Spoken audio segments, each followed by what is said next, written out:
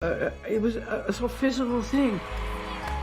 And look to the future when Charles eventually inherits his mother's crown. He has been brilliant in waiting, because, my God, that's been a long time in waiting.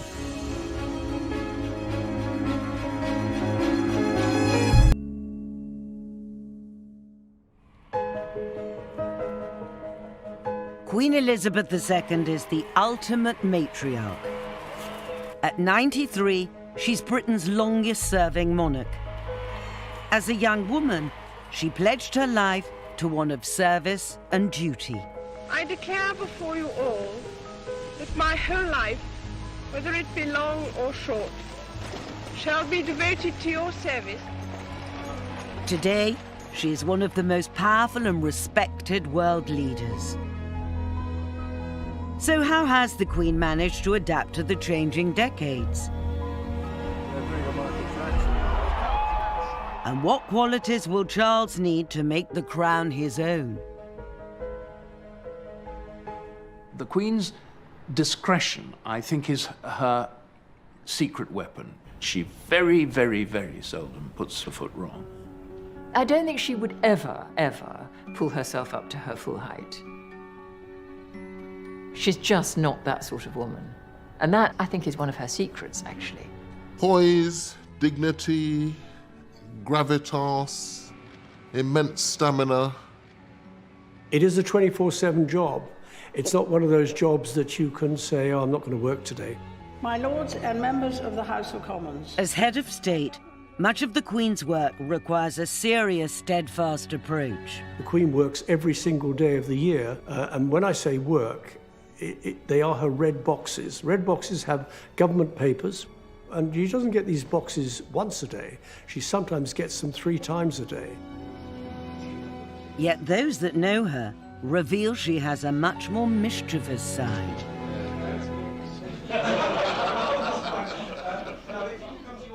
She's a wonderful mimic, and she can take all accents of things, and she's got a very good eye. I mean, she'll notice somebody, and she will, you know, after they've left or gone, she'll take them off. Every year, the Queen goes into a toy shop at Balmoral and buys a number of small toys for the children. And while she was in the shop, this American lady said to her, "Gee, honey, you look just like the Queen." The Queen said, "How reassuring." Royal photographer Ken Lennox has photographed the Queen for over half a century. He's seen how the Queen's dry sense of humour has carried her through some tricky situations.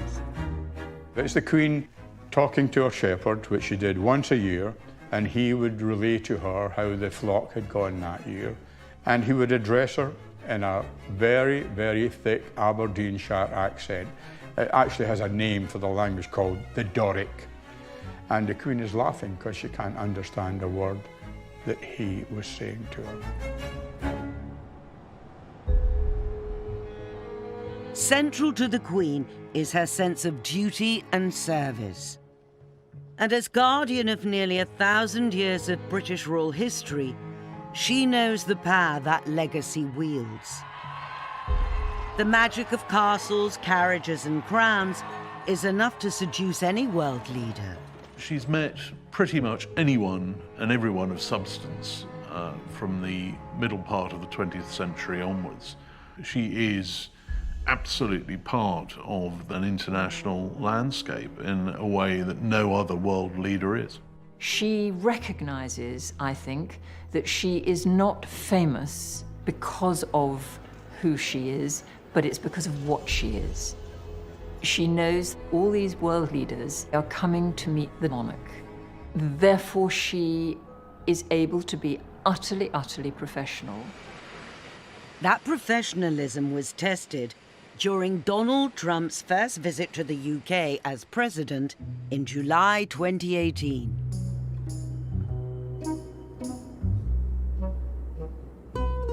Either he's been very badly briefed or he's forgotten, so that when he meets the Queen, he doesn't bow as he should have done. And then when they're walking together, he walks in front of her. Nobody walks in front of the Queen. And yet the Queen seems completely unmoved by all of this and just sort of shoos him on a bit. Despite the protocol faux pas, the Queen got on with doing what she does best. They'd only allotted 20 minutes in the diary for this meeting. In fact, it overran by twice that length. It was a huge success by all accounts. She's always going to be the most important person in a room, but she doesn't have a sense of importance. One of her favourite jokes is if phone goes off, she says, "Oh, that must be somebody very important." So although she has a great sense of herself and, you know, she is the Queen, but she's still Lilibet. Lilibet Windsor was thrust onto the world stage with the sudden death of her father on February the 6th, 1952. A year later, she was crowned Queen, aged just 27. Despite being in the grip of post-war austerity, this was Britain's chance to put on a show. Britain in the early 50s, there is still rationing. It's drab, it's poor, people stand in queues, women wear headscarves. Prime Minister Winston Churchill famously said, "You can't have coronations while there are bailiffs in the house." So Britain had to look great. This couldn't go wrong. There was so much riding on it.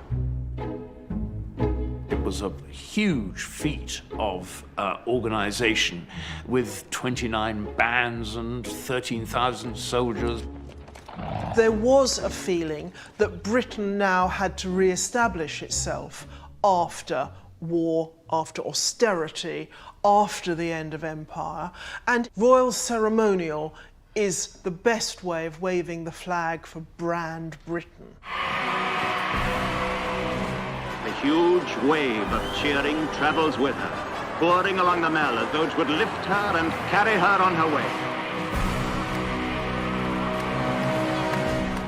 On June the 2nd, 1953, up to 3 million lined the streets of London to witness the arrival of the new Elizabethan age. Waiting at the Abbey was 20-year-old Lady Anne Cook, today Lady Glenconnor. I remember standing at the door, and suddenly we heard the roar, and we knew she was coming.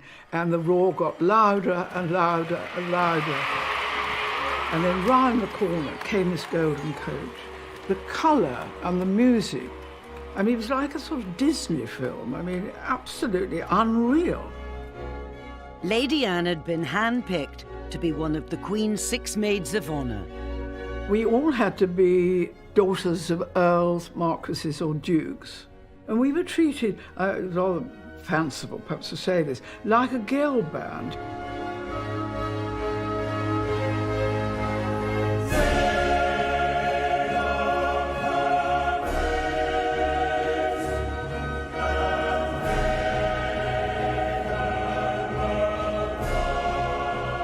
There I am, the little one, almost touching her. Lady Mary Bailey Hamilton was just 19. Today at 85, she's rarely spoken in public about her role as a maid of honour. I got the best place because I was the smallest. And she looked so young, and one thought, gosh, she's got so much responsibility. The maids too felt a great sense of duty. Nothing could go wrong to spoil the Queen's big day. Just in case any of them felt faint, they were issued with a bottle of smelling salts. I had my file of smelling salts in there, not that they did much good. I started to sway. I just, I couldn't see it. Everything was black. I mean, it was awful. I thought, oh my God, I cannot let the Queen down. I mean, I could ruin the whole thing. All the cameras, millions of people all over the world were watching it. Fortunately, one of the Queen's personal ushers, Black Rod, saw what was happening. Suddenly, I had this wonderful arm pinning me to the pillar at the back. He didn't luckily use his rod, but he used his arm. And he kept me, and it was just long enough for me to recover. Oh, here comes the great moment. I may say that crown weighs a ton.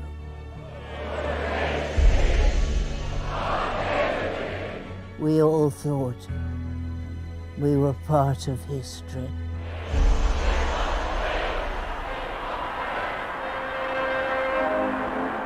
The noise, the love, it was a sort of physical thing. It more or less sort of hit you. You could feel it. This is the most marvellous thing I've ever done in my life. Look at that. Isn't that amazing? I was there. Extraordinary feeling. 300 million people around the world watched this thing. It was a moment when the nation really did come together. It was a real phenomenon. Really, very few people now have a personal memory of it. But it stands on the horizon of the past, a sort of glowing moment in our history.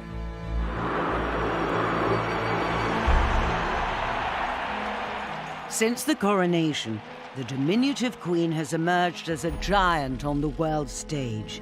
She has met almost every world leader in the past 67 years, although not all were warmly welcomed. For the first and only time in her life, she actually hides in a bush in the palace garden to avoid her own guests.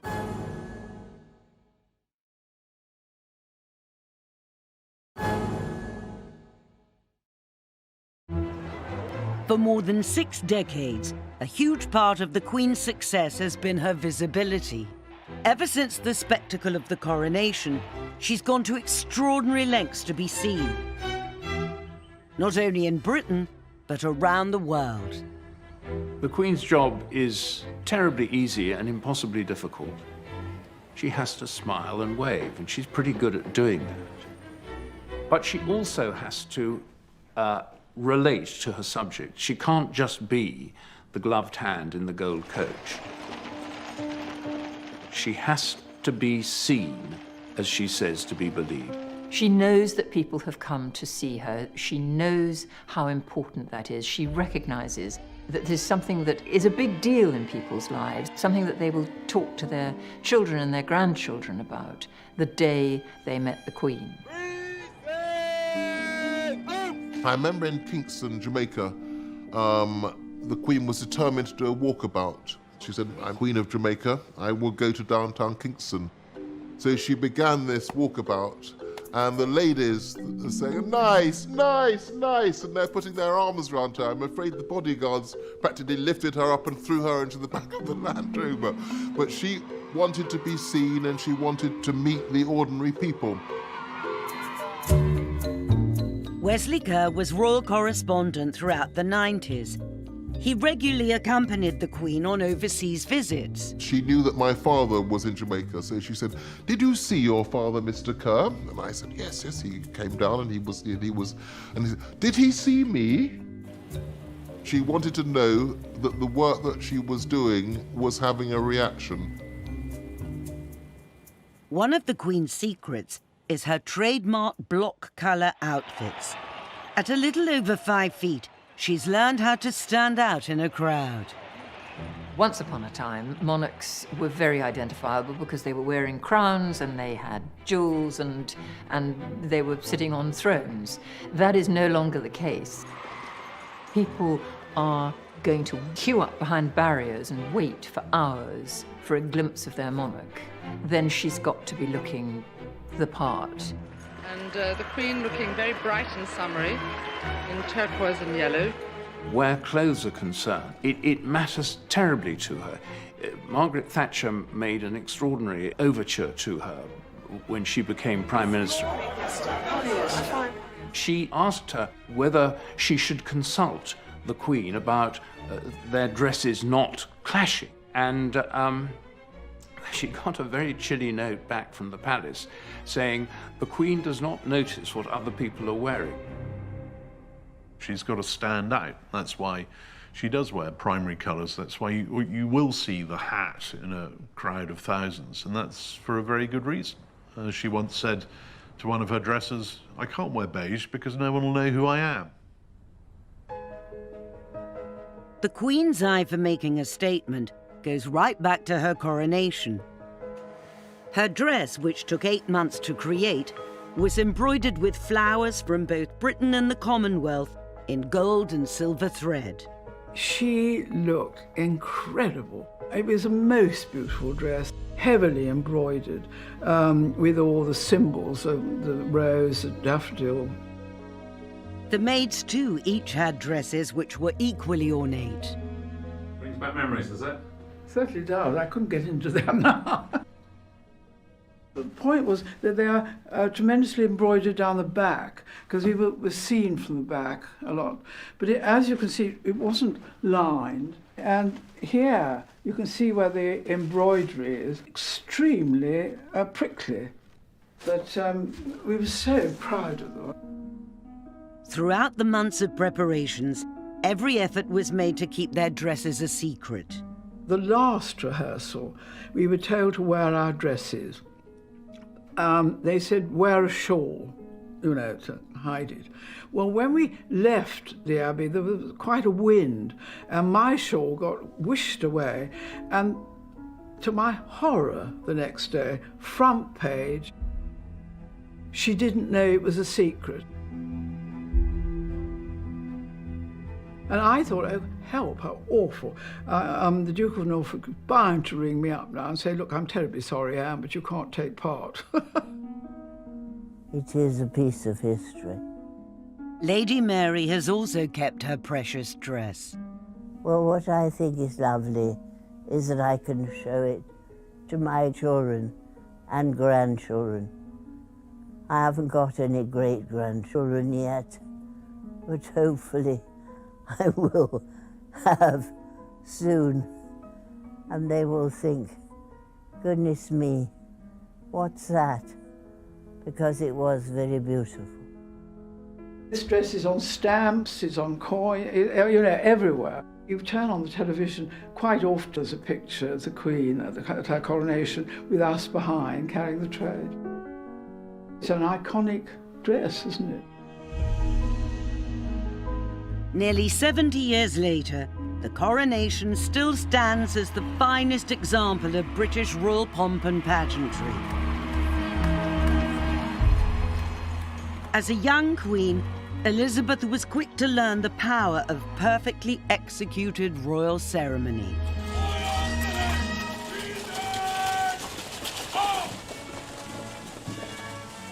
It doesn't matter who you are as a head of state, it's still a very big deal to be invited by Queen Elizabeth II to be part of the great British royal pageantry, to be in a carriage with her, to be the guest of honour at a state banquet. It's one of the great tools, if you like, in the British diplomatic armoury. The Queen pays the most extraordinary attention to detail. She cares passionately about the accommodation that visiting heads of state will have. She will inspect the rooms herself. She will choose what books should go by their bedside. When she gives a banquet, she will inspect the table, and everything is done with a tape measure. She is a very, very accomplished hostess. While it is the Queen's job to wine and dine, it's not her job to choose her guests. That's the preserve of the government of the day. And occasionally, the guest list has caused considerable panic at the palace. Yes, indeed. Every now and then over the years, I'm afraid the government has invited one or two shockers. President Mobutu of Zaire was definitely a low point, particularly when his wife smuggled her pet dog through customs. The Queen was very unhappy about that. But there was another state visitor who was even worse than the Mobutus. 5 years later, arrived from Romania, Nicolae and Eleanor Ceausescu, the nadir in the Royal Visitors Book. Nicolae Ceausescu ruled communist Romania with an iron grip for nearly 25 years. Yet despite his despotic reputation, by the mid-1970s, he was willing to stand up to the Soviet bloc. The government think maybe this is a man we could do business with behind the Iron Curtain. He may be ghastly. In fact, we know he's ghastly, but let's get him here nonetheless. At the National Archives, Daily Mail journalist Robert Hardman has unearthed a stack of documents which reveal the worry that Ceausescu's visit caused. The press have started to question the Foreign Secretary, David Owen, and say, why are we inviting this monster to come to Britain? And here is a background briefing sent from David Owen's private secretary to the Foreign Secretary, and this is an extraordinary handwritten note at the top. Who did agree to this visit, writes David Owen. Did I? If I did, I regret it. Do you remember writing that? Well, I've read it. I certainly, absolutely, I think the answer is that, you know, at various stages you can technically stop it. But I mean, it's purely technical. I mean, the repercussions of blocking that visit would have been huge. Somebody asked me why I didn't mention it in my memoirs. I said, I'm trying to forget that it ever happened. Years later, it emerged just how much the Queen had disliked her guests. So much so that while walking in the gardens at Buckingham Palace, she made a very unregal quick exit. She once told a lunch guest, who in turn told me of the occasion when they were staying, and she took the corgis out for a walk in the palace garden, and she could see the Ceausescus coming the other way. And thinks, I really can't face talking to them. So for the first and only time in her life, she actually hides in a bush in the palace garden to avoid her own guests. The Queen puts up with having many different people, but Ceausescu was too much for her. She made it quite plain. She didn't like that visit. Years afterwards, she would still refer to Ceausescu as that frightful little man. Despite the awkwardness of Ceausescu's visit, the Queen's decades of experience carried her through. But occasionally, some of her guests have tried to get a little too familiar. President Reagan put his hand on the Queen's lower back to escort her to the ranch. We all couldn't believe it.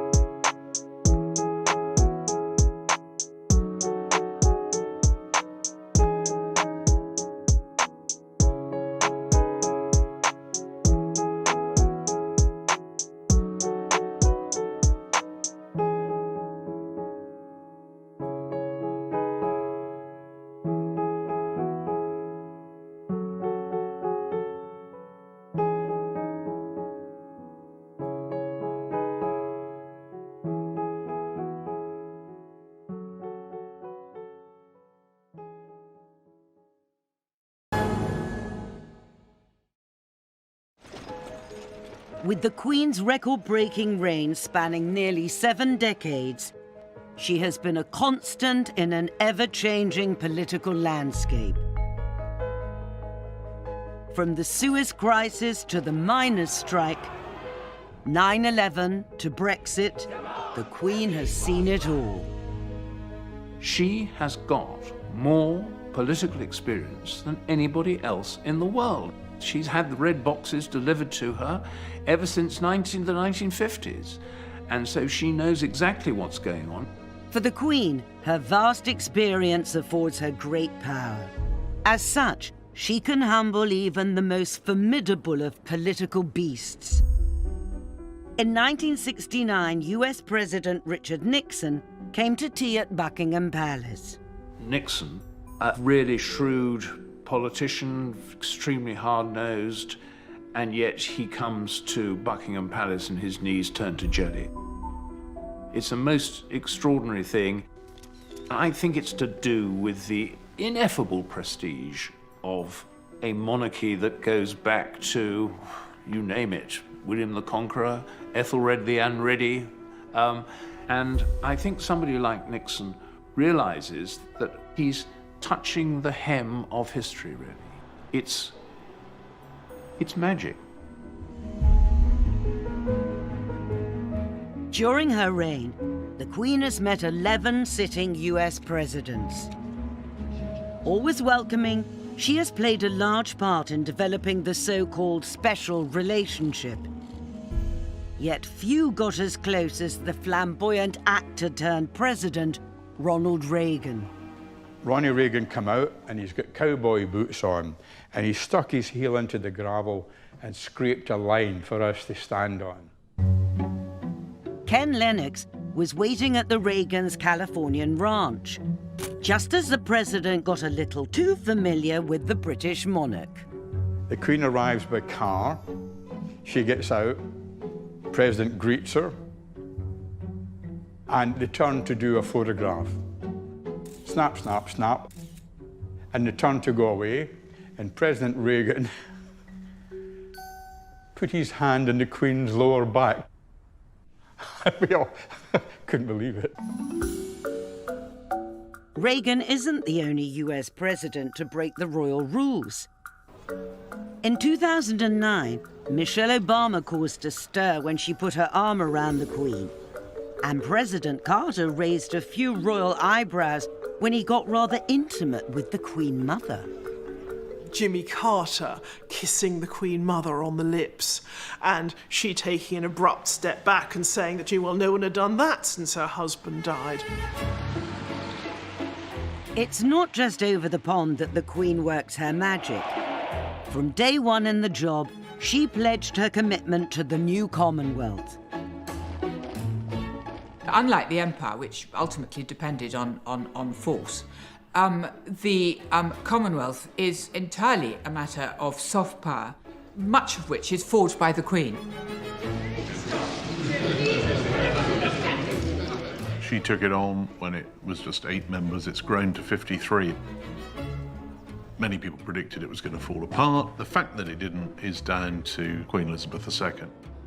As a young black person growing up here in the 60s and 70s, the only major public figure you would see, as it were, with black leaders as an equal, dancing with Kenneth Cowan or greeting Mandela, it was the Queen. She makes no distinction between people of different races.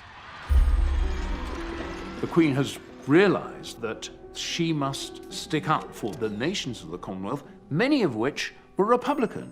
They weren't even monarchists, but she's the head of the Commonwealth, and this has been a major achievement in her reign.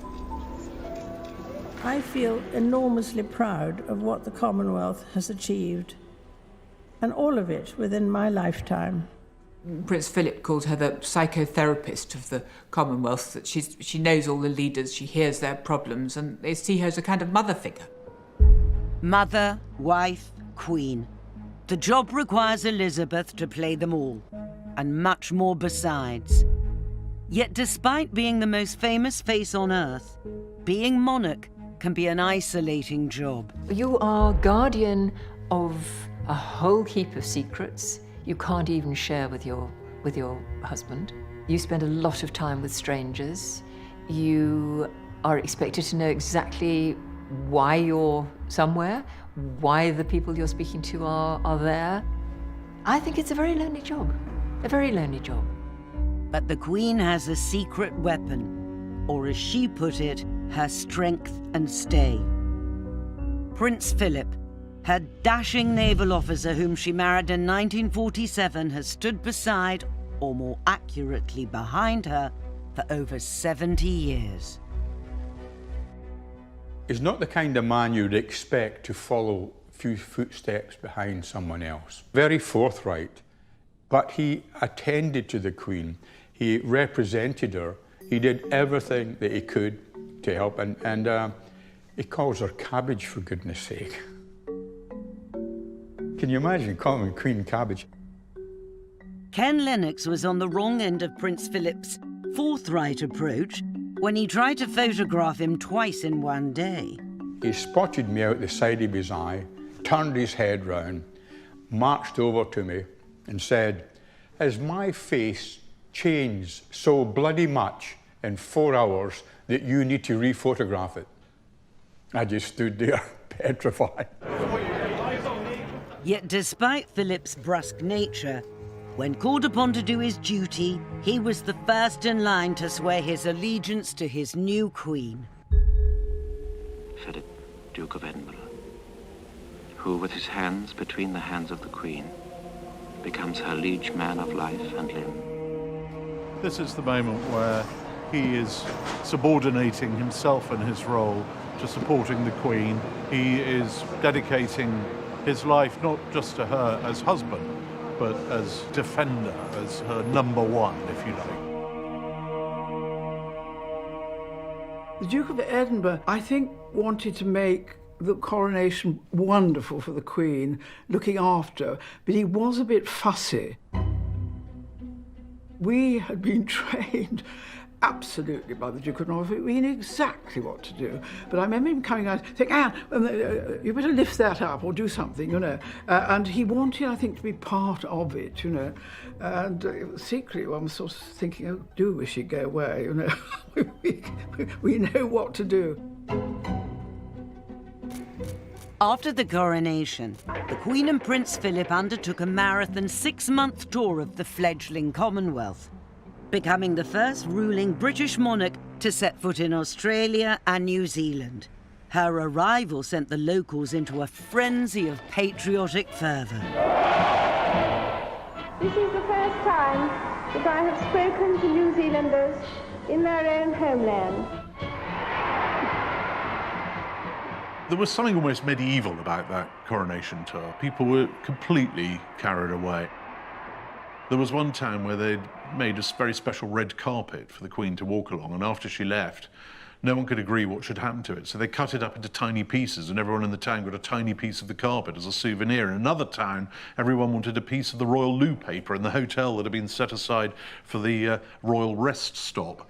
So each person who queued up, and they queued for a very long time, was each handed one sheet of loo paper. Everyone's always pleased to see the Queen, but that country, they pulled out so many of the stops. Some sheep farmers even dyed their sheep red, white and blue. Since the coronation, the Queen has visited well over 100 countries. Today, she is the world's most travelled monarch. To an outsider, it might look like a dream job, but those in the know tell a different story. The royal tours are so organised, you wouldn't believe it. And it's minute by minute. I'm not exaggerating. 9:46, the Queen will arrive to open a new station. 9:49, the Queen will meet the Lord Mayor of such and such. 9:53, the Queen will get into the Royal Land Rover. 9:57, she'll arrive at the park. She will stay at the park for approximately 9 minutes and will receive a bouquet, and so on and so on. It's minute by minute. It's hard work, it's relentless work. I remember in 3 weeks in the Caribbean, she never seemed to sweat. or I think perspire would be the word, or glow perhaps. She never glowed, never seemed exhausted. With so many people to meet and greet, sticking to the programme is essential. And while the Queen has learned to take her timetable seriously, there have been other royals who haven't always played by the rules. It's very important in these circumstances you do not panic. Linda Chalker was Minister of State for Africa and Overseas Development between 1989 and 1997. She organised several royal tours, including a trip to Nepal where Princess Diana went missing in action. One evening, when we had gone to bed, there was a knock, knock, knock on the front door. Did I know where the princess was? I said, what?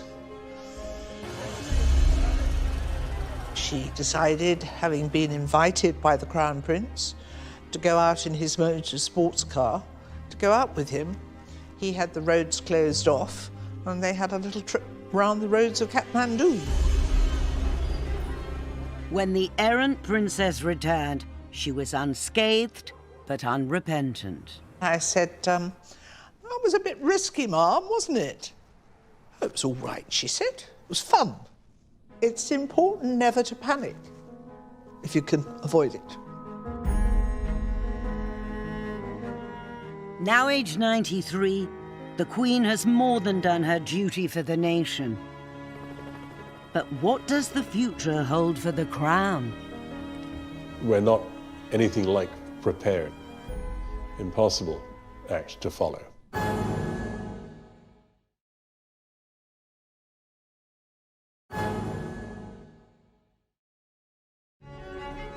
Castles, crowns, and corgis. Holding the top job comes with an array of perks. But for the Queen, none of them meant as much as her beloved royal yacht. Dating back to the restoration of the monarchy with Charles II, there have been a succession of royal yachts. And on the 16th of April, 1953, a crowd of over 30,000 braved the heavy rain to watch the Queen launch number 83. I name the ship Britannia. Sleek and elegant Britannia hark back to an era of great British maritime power. Britannia had an amazing serenity, rather like a small version of those old Cunard liners. And the Queen and the Duke particularly loved it because it was the only one of their many homes that they themselves had chosen the furniture for. The Royal Drawing Room, like many rooms on Britannia, has several pieces of furniture from the Victoria and Albert. It has duck-egg blue walls and a hyacinth blue carpet. Britannia really was a genuine home for the royal family. It could give them freedom, a sense of not having to worry who was looking around the corner. The Queen put it to her crew. She used to say, it's the one place where I can be myself. It was a very important part of all their lives. In her 44 years of service, Britannia would carry members of the royal family on nearly 1,000 trips all over the world.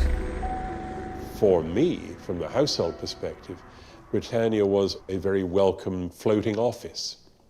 You know, you could catch up on your paperwork, you could make phone calls, you could get your laundry done, you could regroup. Really was a little piece of Britain coming into the harbour. Lots of business deals were done on that ship, lots of receptions were hosted. It was a fantastic place for her to relax, but it was also a brilliant example of British soft power. Everybody wanted an invitation aboard. So if Britannia stopped in your country where you were the British ambassador and you were able to ask people for a drink on Britannia, everybody would turn up. I remember President Yeltsin came and showed a huge reluctance to leave. He thoroughly enjoyed his dinner and I think quite a lot of the wines as well.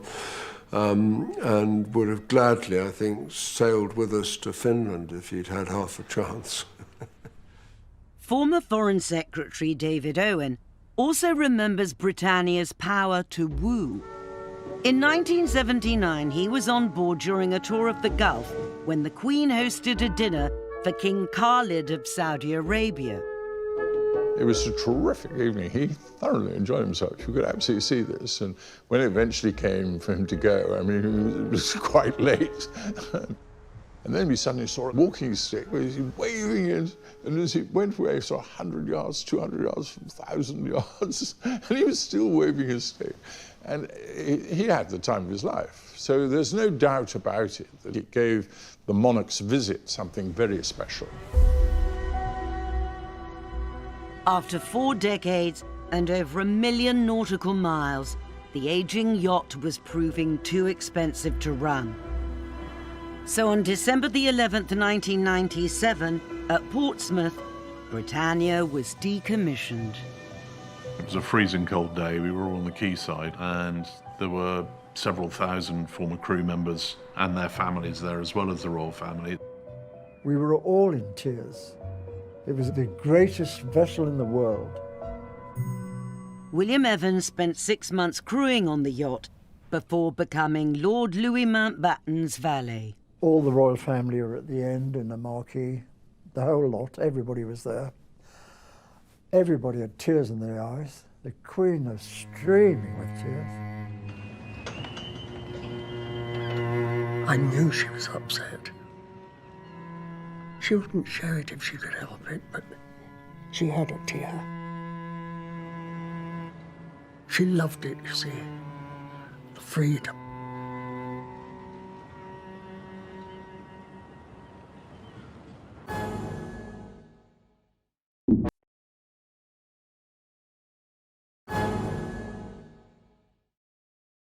Britannia's decommissioning signaled the end of an era. At 93, the Queen has ruled longer than any other monarch in our history. But unavoidably, there will one day be a change of reign. I fear that we're not anything like prepared for the end of the present Queen's reign. So whatever follows is inevitably going to be a bit of an anticlimax. Oh, dig that crazy rhythm. Crazy, you insane. Right. I think... Prince Charles will be king, and he will be the best prepared monarch that this country has ever had. Charles has spent much of his tenure as Prince of Wales being outspoken on a range of issues from homeopathy and politics to the environment and architecture. What is proposed seems to me like a monstrous carbuncle on the face of a much loved and elegant friend. He's written his spidery letters to ministers asking the sort of questions that we would want answers to. But he won't be able to do that when he becomes king, because constitutionally he'll have to keep his mouth shut. Diana very famously said, I don't think he should be king. Charles has too many servants, spends too much money, whereas the Queen has always been frugal. I mean, stories about Charles's bed being taken to a house that he's going to spend the weekend in and stuff like that. He denies some of them, but everyone involved says, yes, he does. Charles's personal life, too, has often dominated the headlines. He's got a lot of uncomfortable baggage that the Queen never had. She emerged absolutely pristine onto the throne. He has had a very rackety past. He could do the crucial thing which a monarch shouldn't do, which is to divide opinion rather than unite it.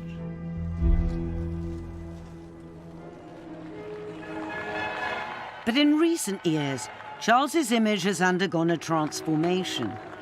Now happily remarried, today he seems to be enjoying life. I think the nation has changed in its attitude towards Charles.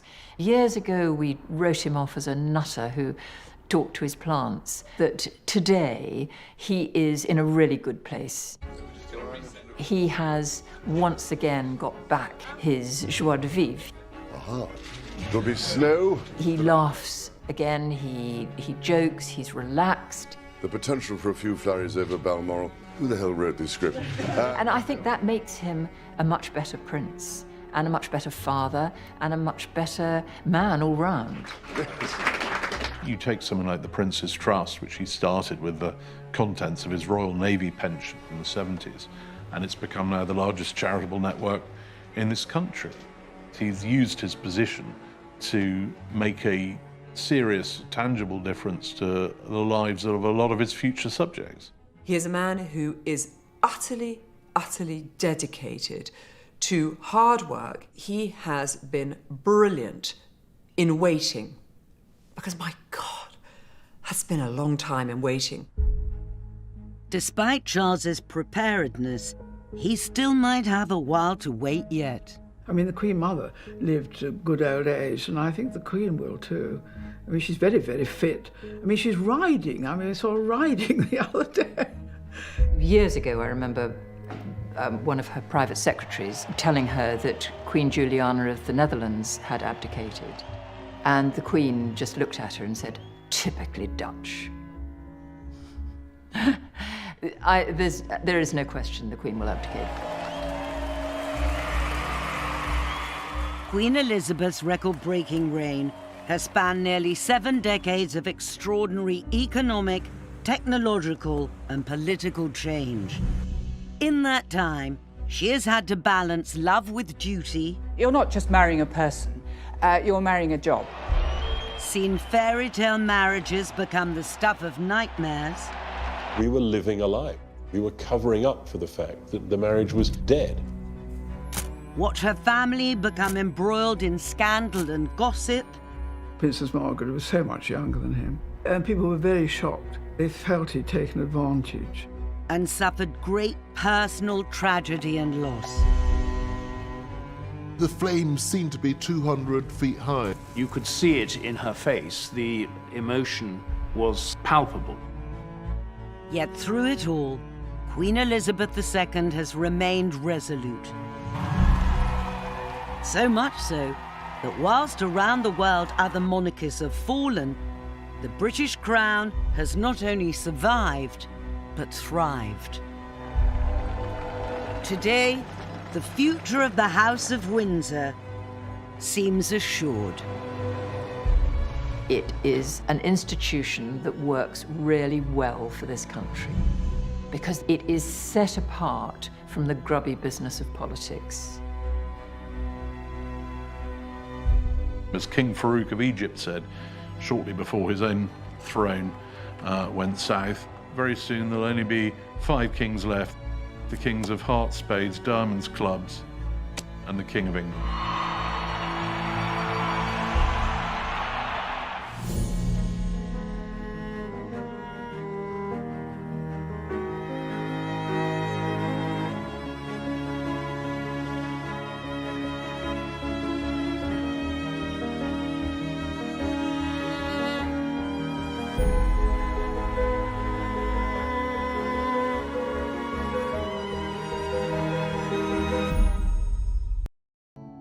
Seen how the Queen's dry sense of humour has carried her through some tricky situations.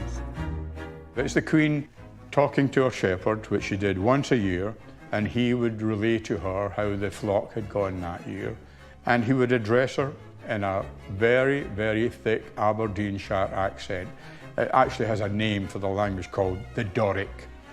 And the Queen is laughing because she can't understand a word that he was saying to her. Central to the Queen is her sense of duty and service. And as guardian of nearly 1,000 years of British royal history, she knows the power that legacy wields. The magic of castles, carriages, and crowns is enough to seduce any world leader. She's met pretty much anyone and everyone of substance from the middle part of the 20th century onwards. She is